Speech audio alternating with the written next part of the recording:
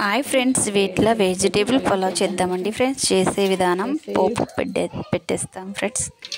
పెట్టేస్తున్నాను.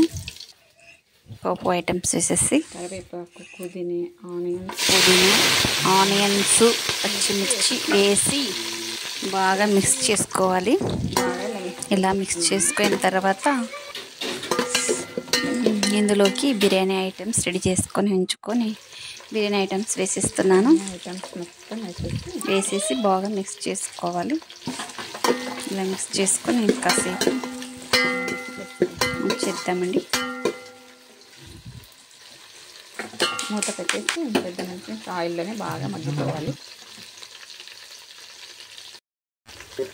ఇందులోకి vegetable వేసేస్తున్నాక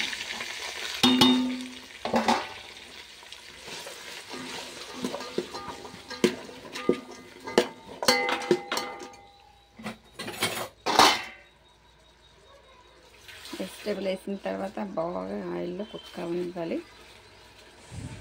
vegetable అన్నీ వేసేసి బాగా మిక్స్ చేసేసుకున్నాము. మీలీ మేకర్ వేసేస్తాను. వేసేసి మిక్స్ చేసేస్తున్నాను. వేసేసిన తర్వాత వేద్దామండి. సాల్ట్ వేసుకుందామండి ఫ్రెండ్స్. వేసుకుంటున్నాను.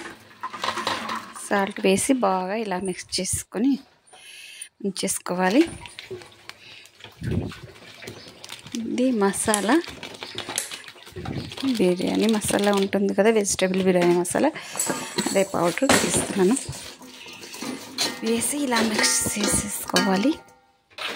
మిక్స్ చేసుకున్న తర్వాత రైస్ బాగా కడిగి ఉంచుకున్నాను.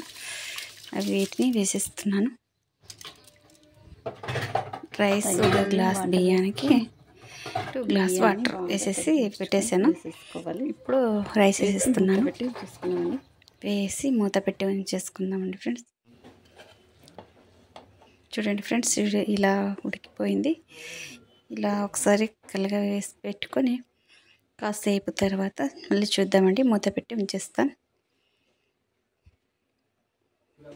ఇలా మిక్స్ చేసుకోవాలి. కొద్దిగా మిక్స్ చేసుకున్న తర్వాత మూత పెట్టి ఉంచేస్తే చూడండి ఫ్రెండ్స్, రైస్ రెడీ అయిపోయింది. తర్వాత చూద్దామండి.